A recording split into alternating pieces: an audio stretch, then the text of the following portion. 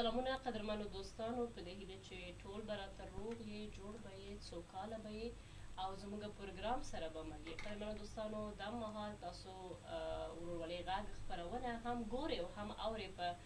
سونو اف ام او د فیسبوک پاڼې لارې په سونو پښتونخوا کې. نو تاسو د پروګرام لومړۍ برخه چې ده که څه هم لنډه شان په فیسبوک پاڼه کې تاسو وکتل، اما په راډیو کې مسلسل موږ په د پروګرام پر موضوع باندې غږېدلي یاستو. نور هم د پروګرام پر موضوع باندې به غږېږو. البته په لومړي سر کې ما تاسو ته ویلي وو چې نن د پروګرام موضوع د افغانستان او پاکستان د تجارت په تړاو، ترڅنګ یې د ایران اسرائیل د جګړې له کبله څومره زیانونه رسېدلي دي، دغه زموږ د پروګرام به موضوع وي. بلکې دې سره تجارت ته څونه زیان رسېدلی او د دې حل لارې به څه وي، دا به زموږ د پروګرام موضوع ده. خو تر هر څه اول زه غواړم چې پر دې باندې هم بحث وکړو چې د افغانستان او پاکستان تجارت کې ښه والی څرنګه چې مخکې ول، مخکې ټریډ ډېر ښکلی کېده، بندیزونه نه وو، سختي نه وو، پروسس دومره سخته نه وه. اما اوس چې دی، اوس ډېره زیاته پکې جنجالونه رامنځته شوې ده. دا به څنګه حل کېږي؟ نو دې دپاره تاسو موږ سره پروګرام کې بل پاتې شئ او موږ سره نن پروګرام کې قدرمن میلمه ضیاءالحق سرحدي صاحب دی، کوم چې به پر دې موضوع باندې خپل نظر شریکوي. سلامونه یو ځل بیا ضیاءالحق صاحب چې پروګرام کې تاسو. ډېره مننه، مهرباني. ډېره مننه کوم ضیاءالحق صاحب. څرنګه چې پروګرام کې ما دا خبر وکړو د افغانستان پاکستان د تجارت په برخه کې چې تجارت څنګه ښه کېدلی شي، لکه څنګه چې تاسو یو وختي په پروګرام کې دا خبره هم وکړله چې پاکستان اعلان کړی افغان ډرایورانو ته به ویزا ورکوي. اوس دا یو ډېر ښه ګام دی. ترڅنګ بیا هم موږ ګورو په تجارت کې ستونزې شته. اوس تاسو ته معلومه ده چې د میوو هغه فصل شروع ده، بیا تجارت ته ډېره زیاته ضرورت ده. بل نور هم توکي داسې دي، خو خنډونه چې کله رامنځته کېږي، بیا د خنډونو د حل لپاره ورځې ډېرې زیاتې اخیستل کېږي. ستاسو څه نظریه ده په دې اړه؟ یوه خبره دا ده چې دا ډېر زبردست غوندې تاسو سوال وکړو. خبره دا ده چې څنګه تاسو ته پته ده چې د پاکستان افغانستان مابین کوم تجارت دی، هغې حجم چې موده مخکې 2.5 بلین ډالر، هغه بیا رو تقریبا 70-60 کروڑ ډالر باندې رالو. هغې کې ډېر عوامل پکې شامل وو. آیا څنګه بارډر بند کېدو، بیا نوې نوټیفیکیشن د دواړو طرف، د افغانستان طرف او پاکستان مابین کې کوم خلک دي، دې نوې پکې هغه کولو. دې مقصد لپاره زه بار یو خبره کوم چې دا موږ د پاکستان افغانستان جوائنٹ چیمبر آف کامرس، دا چونکې یو انټرنیشنل چیمبر جوړ شوی وو،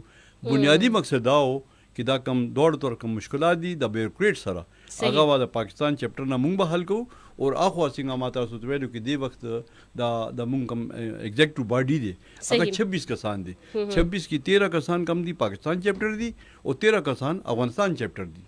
دلته د کوم دا چیرمن دی هغه زبیر موتیوالا صاحب دی او پریزیډنټ کم دی هغه جونیټ مګډا دی.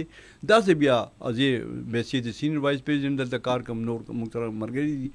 داسې بیا اخوا افغانستان کې د خانجان الکوزی کم دی، هغه موږ د کو چیرمن دی او دې سره نور کم مرګري دي افغانستان سایډ باندې. هغه دې مقصد لپاره کوي چې مې د موږ د کې کم مشکلات دي هغه حل وشي. بہت څنګه تاسو خبرو کو وګي بي خبردار دي چې 1965 کوم معاهده و د افغان ترانزیت ټریډ،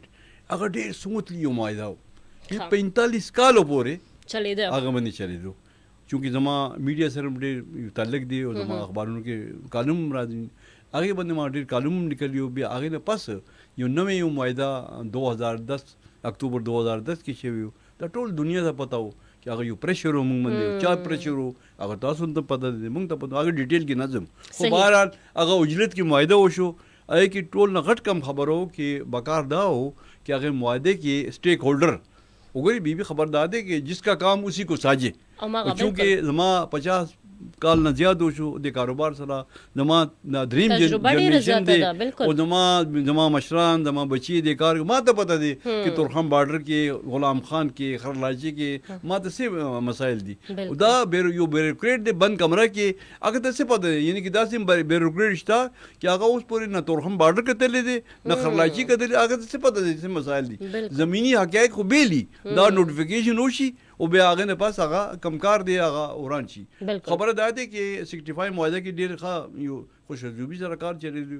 بیا هغې نه پس د 2010 کې کوم معاهده شو چې چیرې دا معاهده دومره فعال و، د موږ تجارت کم دې وخت ډېر مخکې بتلی و. هغه څه رزلټ وشو چې 70% د موږ تجارت د چابهار او د بندر عباس په لاره منتقل شو. بیا ډېر مشکل سره بیا روز دا آی کې بیا دوره مسایل شو کې د منسټري اف کامرس زموږ یو د ریس روډ نوټیفیکیشن کړیو دا 5 اکتوبر 2023 کې آی کې یو خو دا افغان ټرانزټ کې د کوم معلومه تل د نیگیټیو لیست کې سی آیټم واچلو د سره د مخکې د موږ انشورنس ګارانټي انشورنس ګارانټي په دو بینک ګارانټي هغه کو اوس بي خبره ده چې فرض وکړي چې یو 10 लाख ډالر یو کنټینر دی د دې دا مطلب دی چې $10 خوشته خو دې سره هغه کم سوداګر دی هغه به 10 लाख با کیش ډالر به جمع کوي دا ناممکن خو خبره وکړه دې دا وشو دې سره بیا 10% دی یو سی ویلیوم پکې ادا ساري جوړه پکې ولګلو خو بهرحال دې باندې مونږ ډېر منشي کامرس سره او بیا سره غړي الحمدلله اوس 15-20 ورځې وشو دې باندې د نظر ثانیو کو هغه کم نوټیفیکیشن دی هغه باندې صحت پوری نرمي راغلي دي لیکن اوس پوری هغه باندې عمل درآمد نه پورا عمل درآمد نه کیږي او دا هم د مسله د چکل یو پریکړه کیږي هغه ته بیا هغه رقم امپلیمنټیشن نه کیږي چې دغه لکابل چې دا نوستون د جوړیږي تاسو د چابهار او د بندر عباس خبره وکړه لزیل حق صاحب اوس چې مونږ د ایران او اسرائیل جګړې ته وګورو دا بندر بند شو چې د دې لکابل افغانستان ته تر ډیره بریده پورې زیانونه رسیدلي دي وایي چې موږ ته توکي بیې لوړ شوي دي تیل قیمتونه په افغانستان کې زیات شوی هغه تجارت چې مخکې کېده هغه خنډ سره مخ شو اوس که څه هم جګړه ودرېدلې خو بیا هم د دې پایلې اوس پورې تاثیرات به وي تر ډیره حده پورې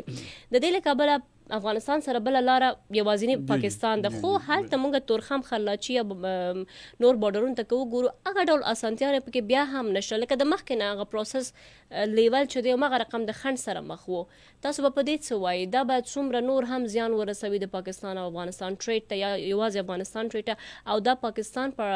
بارډرونو باندې بس څومره فشارونه راولي خبره ده چې څنګه تاسو د بندر عباس او د بل کوم بارډر د موږ د چابهار بالکل تاسو ذکر کړی دی موږ مخکې د دې ډېر مخالفت کړیو هغه وجه دا و چې موږ کم خاص کر د انډیا تاسو ته پته کې موږ سره ازل نه د موږ سره هغه یو جګړه روان دي لیکن یو خبره تاسو ته کوم کې سوره موده کې همیشه د موږ انډیا سره جړپونه آلتا روان لیکن تاسو کله ادا نه دی ورودو چې هغه واګا بارډر اوس خو خیر بیل خبره ده چې واګا بارډر چې بند شوی وو د نای روز د موږ تورخم بارډر دی چمن بارډر دی نور بارډرونه دي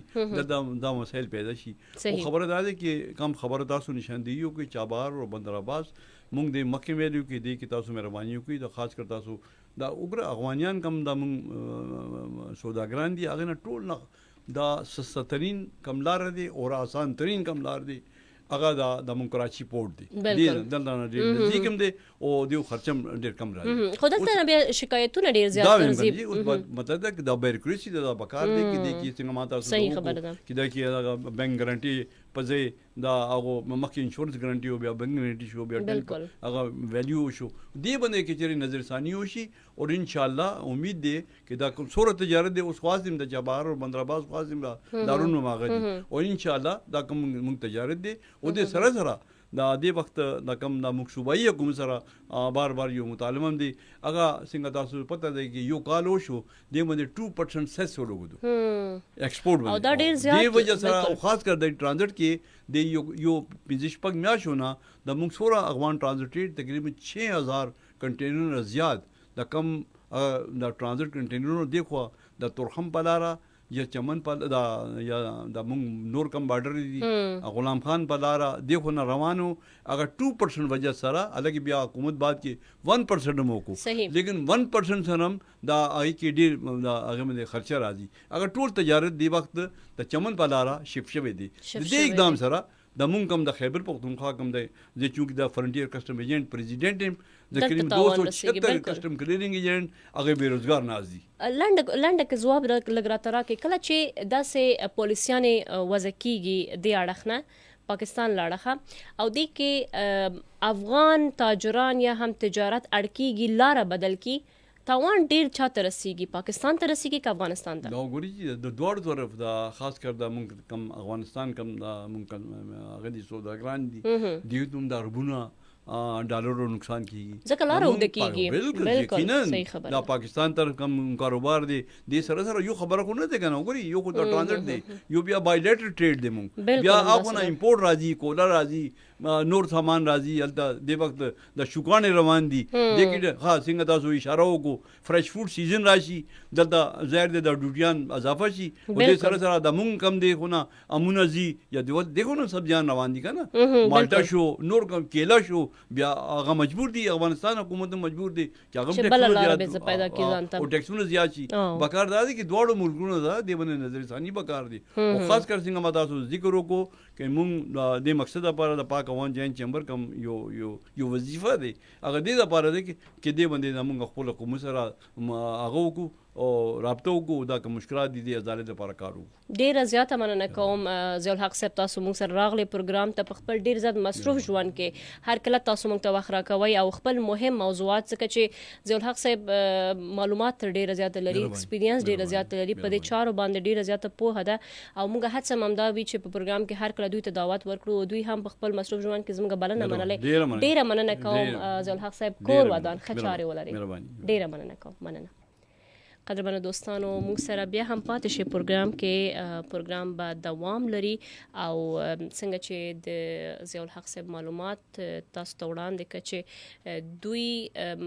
یعنی پاکستان افغانستان څنګه کولی شي خپل تجارت بهتره کړي نو دوی د مایدو په تړاو هم خبرې وکړل خو دلته بیا هم هغه چارواکو ته او بیوروکراسي ته پکار دی چې دوی خپل هڅه وکړي سو د دوو هیوادونو ترمنځ بهتري راشي ځکه که افغانستان پاکستان تجارت اسانه وي دوی هیڅ اړتیا نه لري چې بل بارډر یا هم بل بندر نه کار واخلي. موږ سره مل پاتې شي زموږ نور ملمانه به هم د ټلیفون د لارې موږ سره مل کیږي.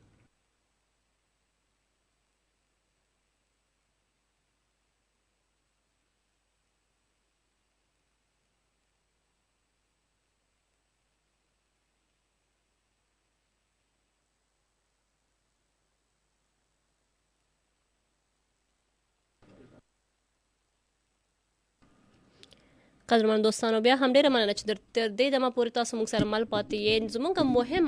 مهم موضوع د پروګرام بل هم دی چې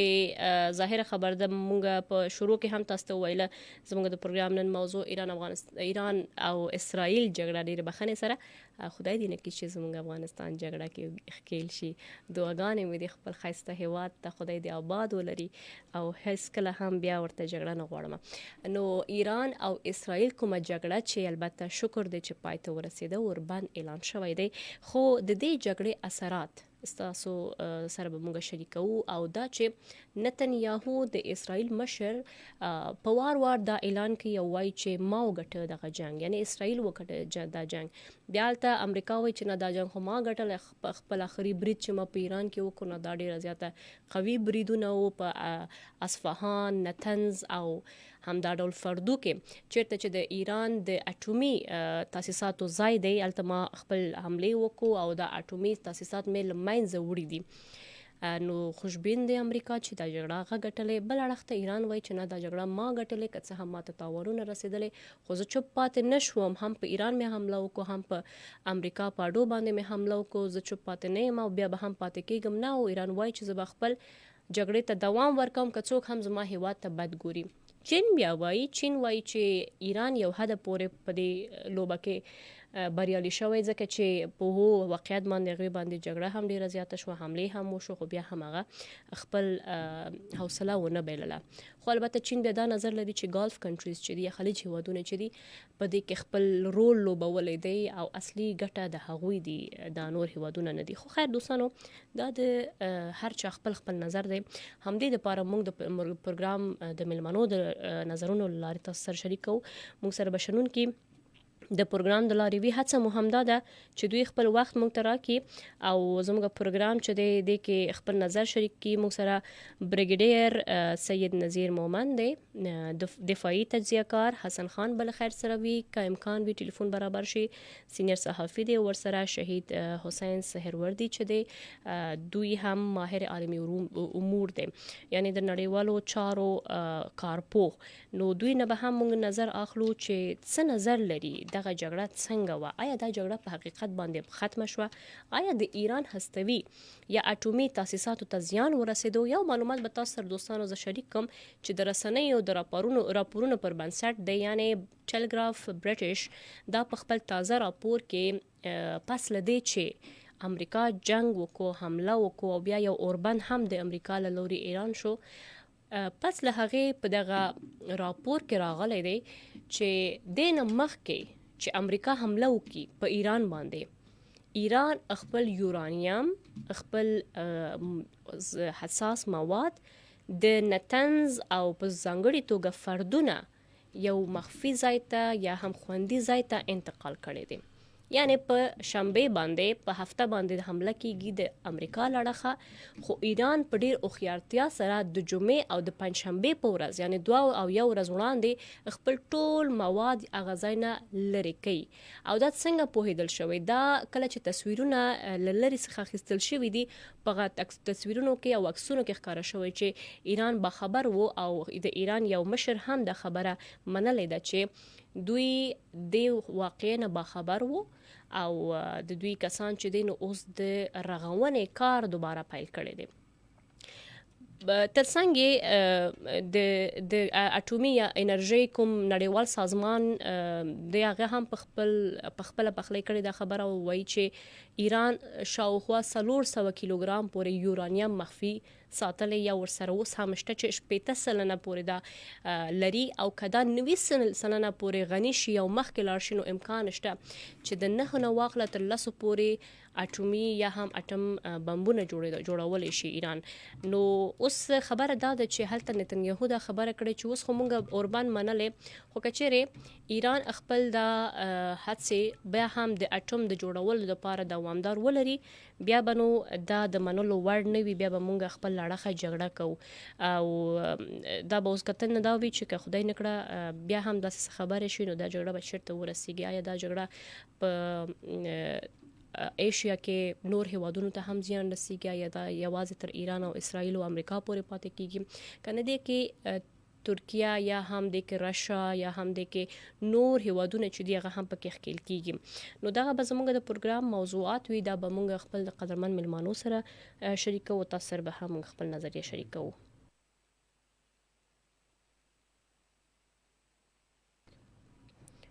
نو قدرمن دوستانو، موږ سره به نن پروګرام د لارې بریګیډیر سید نذیر محمد دفاعي تجزیه کار د دوی نظر به اخلو چې دوی څه نظریه لري په دغه اړخ باندې، دا څومره پایلې لرلی شي کله چې دا جګړه شوې ده او دا جګړه په حقیقي بڼه باندې آیا ختمه شوې که نه، د دې به نور هم اثرات یا هم اغیز به چې دی نو پر نور هیوادونو کې یا هم په ځانګړې توګه که موږ ګاونډي هیوادونو خبره وکړو لکه افغانستان او پاکستان خبره وکړو، آیا پر دوی باندې به وي یا نه وي؟ دا به موږ دوی څخه اخلو د ټلیفون د لارې. اوس فکر کوم چې موږ سره مال هم دی د پروډیوسر صاحب ته موږ انتظار استو چې هغوی څه وینا لري، پس له هغې به موږ تاسو سره دغه نظریه هم شریکولی شو. البته دوستانو تاسو د کمنټ لارې هم خپل نظریه شریکه کړئ، تاسو معلومات هم لرئ، تاسو به څه وینا لرئ د دې په اړوند چې ستاسو څه نظریه ده او ستاسو له لارې به هم موږ خپل اوریدونکو ته معلومات شریکولی شو. موږ سره میلمه د ټلیفون د لارې مل دی، موږ سره دوستانو بریګیډیر سید نذیر محمد صاحب دی دفاعي تجزیه کار، دوی نظر به موږ واخلو. اول به ورته پروګرام کې هرکلی وایو. سلامونه سر. ډیر شکریه، تاسو له اوریدونکو ته سلامونه. ډیره مننه کوم. کور ودان ژوندی اوسه چې تاسو پروګرام کې موږ سره مل یې. البته مهم موضوع ده د ایران اسرائیل جګړه په اړه. زه تاسو نه لومړی پوښتنه همدا لرم سر، ستاسو څه نظریه ده چې آیا دا جګړه په حقیقي بڼه باندې ختمه شوه؟ آیا دا اوربند د منلو وړ اوربند دی یا نه؟ ډیره شکریه. تر څو پورې چې د اسرائیل او د ایران کومه شخړه وه هغې کې تقریبا 12 ورځې ډیره سخته جګړه وشوه چې د یو طرف ته الوتکې، بمونه، میزایل په دغه کې استعمال شو او ډیر طرف ته ډیر ترشي بلکې یو قسم د ګواښونه وو او بل طرف ته د اسرائیل چې کوم مسلسل په جګړه کې د فلسطین کې حماس سره، حزب الله سره، لبنان سره او د دې نه علاوه یمن سره، نو دا جګړه ورو خورېدله او اخر دې جګړه ایران ته ورسېدله او ایران کې چې دا وی د نتنیاهو د اسرائیل د حکومت چې کوم اهداف وو موږ په دې باندې د جګړې چې ابتدا او بل د جګړې ختمېدل چې کوم دی هغه ته په سټریټیژیک سطح په دې ګورو چې آیا د جګړې اهداف څه صحیح اسرائیل د طرف په دې چې هغه یو جاري ملک ته هغه رومبای حمله کړې و او دویمه خبره دي ته ګورو چې آیا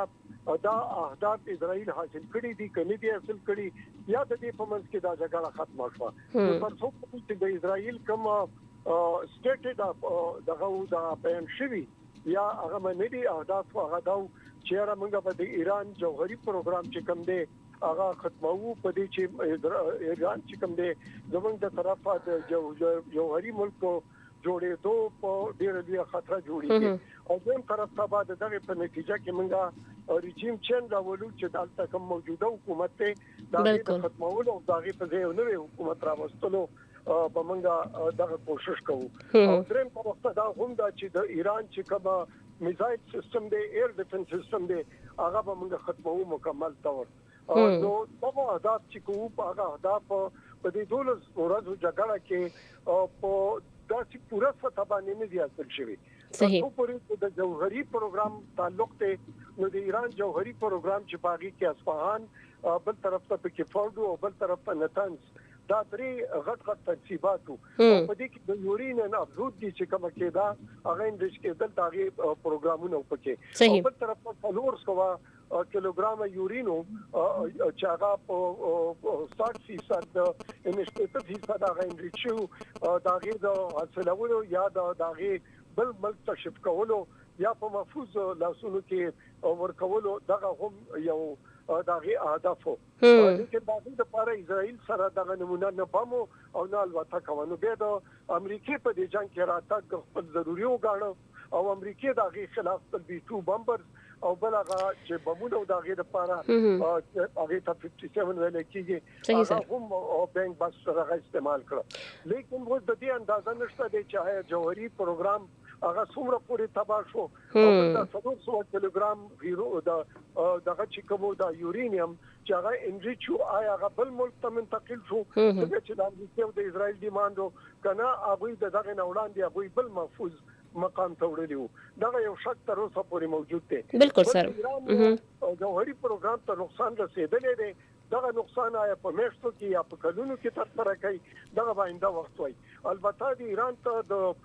د رسیدلو بل طرف ته اسرائیل ته د نقصان رسیدلو نو په کنونشن روایتي سطح باندې دوه ملکونو ته نقصان رسیدلې دی چې دا څه ماده هغه ان مطلب دی چې حاصل شوی دی هغه د دې اصل شوی بلکې دا غي ولټ شوی چې ایران کې کوم حکومت دا غوي لاسونه نور مضبوطو کړي چې کوم پر ودرې او بل د هغه د خپل فوج بارانه یا د خپل ملک یووالي کې زیات مضبوط شو نو دا هدف نه دی حاصل شوی صحیح سر زما سوال دا دی چې تاسو په نظر سګنی دا جګړه په حقیقت باندې ختمه شو کنه دا به نور هم وګد کیږي د نورسته کین کیس ځکه نتنیاهو په ښکارا ډول باندې ویلو کدا بیا ایران هم خپل اټومي هڅو ته دوام ورکړي مونږ به بیا نه پرېږدو وځي دویمه مرحله چې کوم دا هغه د خبرو اترو مرحله ده په ایران وړاندې نه په موږ ته وایي چې 5+1 NP5 فلانچ وته وایي چې په دې کې غټ ملکونه او دغه نه علاوه جرمني پکې شامل او هغه سره چې کومه معاهده په 2015 کې شوه نو هغه دوباره په نوي شرطونو باندې پاغي باندې خبره اترې کېدل هغه سر پر رسول او دا غي په نتیجه کې آیا په ایران باندې نور صبره پابندۍ نه لګیدل شي او دا غي پابندۍ په نتیجه کې د ایران صومره د کوم اټنی پروګرام دی هغه ته باغی باندې چې صومره قدغن لګیدل شي دا غي څه نتایج بروزي یو صحیح خبره ده چې ایران وایي چې موږ په خپل موږ اټنی طرف ته نزو دغه یورینیم چې کوم دی موږ ان دغه نزيت نه انچ کوم چاغه ته 90% ویل کېږي نو دا خبرې اوس په خبرو اترو په ذریعہ باندې کېږي او دا خبرو اترو ذریعہ کې آیا ایران ته چې کوم نقصان رسیدلې دی دا نقصان په نتیجه کې یو کمزوري حیثیت ما اختیار کوي کنه دا چې کوم سټریټیک ګول دی هغه به هم په مغن پاغي باندې مضبوطه سره ولاړی لیکن ما ته دا ښکاري چې ایران به اوس یو کمزوري پوزیشن نه پدې چې پاغي باندې جنگ شو او فایده ونه رسیدله نو اوس به ایران یو خود دغه جوهري پروګرام کې روسته کړی شو او دغه خبره دا هم ده چې په بیس باندې هغه سبایلینو دغه 300 کیلوګرام یورم دا هغه یو بل ملک ته منتقل کیږي او دا غي په نتیجه کې به بیا ایران سره یو نوې شروعات کیږي نو دا ګرم په قریب مستقبل کې دا جګړه یا دا کم چې کم وربند شوه دي دا دوباره د دې ماتېدل یا یو دوباره یو جګړه جوړېدل دا هیڅ امکان شته. ډیره زیاته مننه کوم کور ودان سر ډیر ښه معلومات ډیره مننه خچاري ولري ډیره مننه خچاري ډیره مننه کوو د برګډیر صاحب څخه چې راغلو خپل نظریه پروګرام سره شریک کو واقعا دا بوس کتل وی چې دا به څنګه کیږي او قدرمن دوستانو تاسو ته وایم چې د دې جګړې له کبله د اسرائیل او ایران د جګړې له کبله چې نن کوم موږ ته معلوماتونه پر رسنیو کې رسیدلې ده د دې پر اساس باندې په ایران کې 410 تنه وژل شوي دي او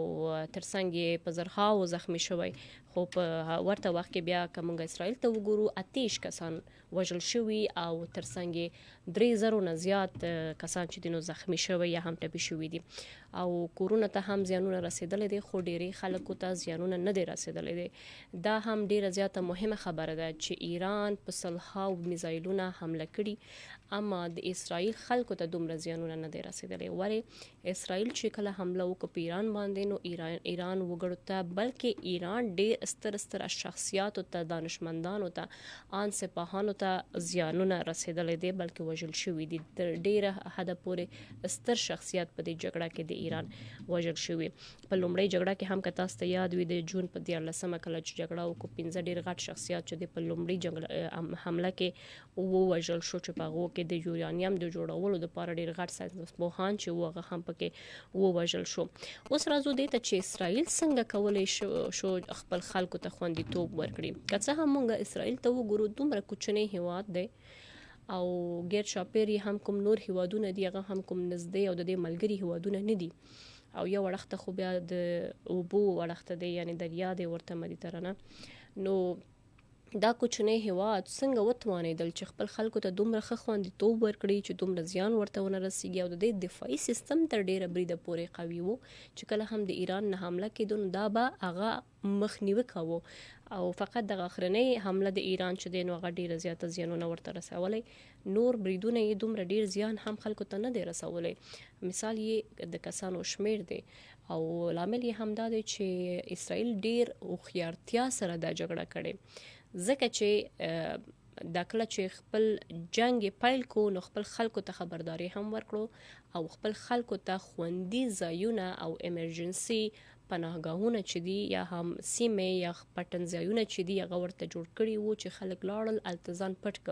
کله چې حمله وشو نو کورونه خو ویجاړ شول خو خلک تر ډیره حد پورې ونه وژل شو دا هم د یو هیواد د هوښیارتیا د زما په نظر الته په بل اړخ کې وګورو نو د ایران ډیر غټ ودانۍ او تزیانونه رسیدلې لکه د مثال په توګه تر ټولو لوی او دولتي کوم رادیو ټلویزیون وو صدا سیمه هغه ته ډیر زیات زیان ورسېدل چې تاسو په ویډیوګانو کې کتلې وی چې څومره ډیره پورې دغه بلډینګ مکمل خراب شوی دی ویجاړ شوی دی نو دا هغه څه ویل کېږي د تویل کې چې یو هیواد کله جګړه کوي لمخ کې باید ځان چمتو کړي سوچ ورته ډیر زیات زیان ونه رسیږي خو بیا هم د ایران همت مونږ بیا هم خوشحاليږو پر دې چې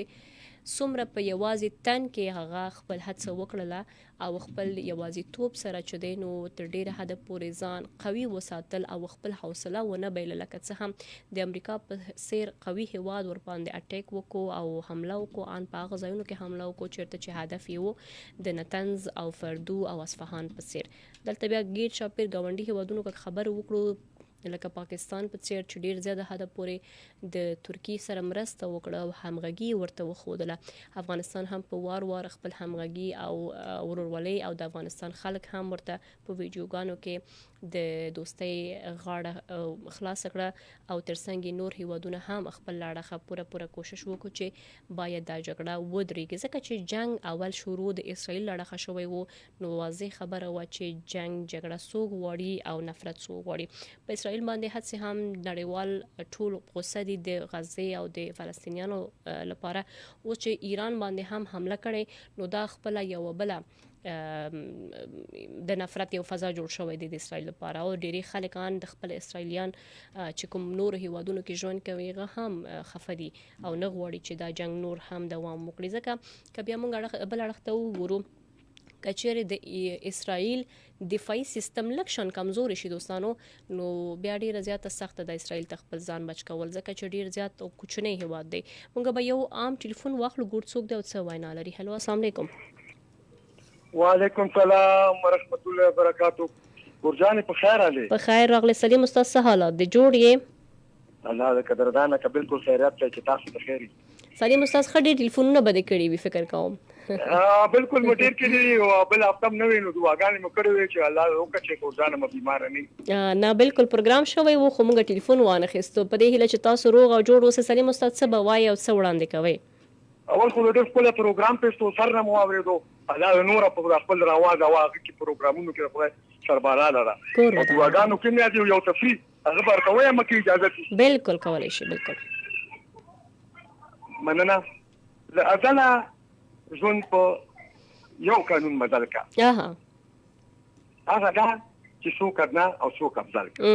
واه ډېر ښه مننه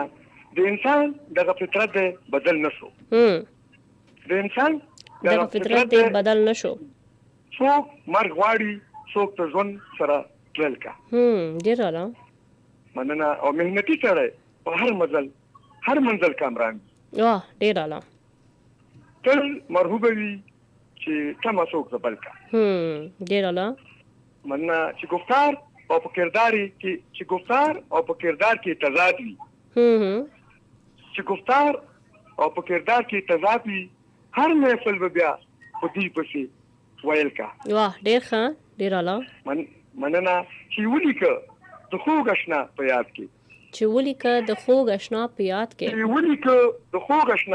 کې د سلیم پر ډاډه دی چې خطر واه واه واه سلیم استاد ډېر ښایسته ډېر اعلی مننه قربان لوړ ګلم کټه مروړې او خو والو په سینځر کې ناسي او ځان راشو کوي او احترامات ته پیش کوي زمام ډېر سلامونه ډېر خوشاله شوم ډېر مننه ډېر مننه تاسو هم مننه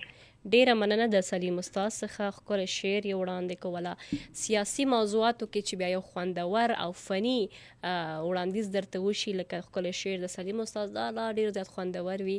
زما ټول اعصاب او فکر چې نو سیاسي شوی و ایران او اسرائیل جګړه او دا او هغه نو په دې کې یو ښایسته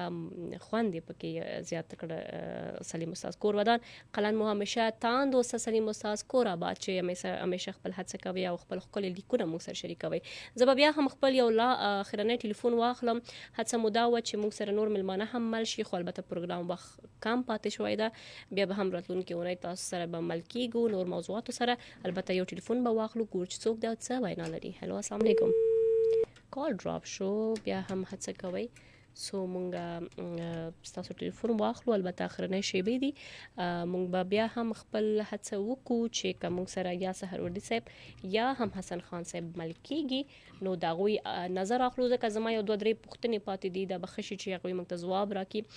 او هغه به تاسو سره مونږ شریکه کړو. ستاسو د علم دپاره هم مهمه ده زما خپله هم چې زه غواړم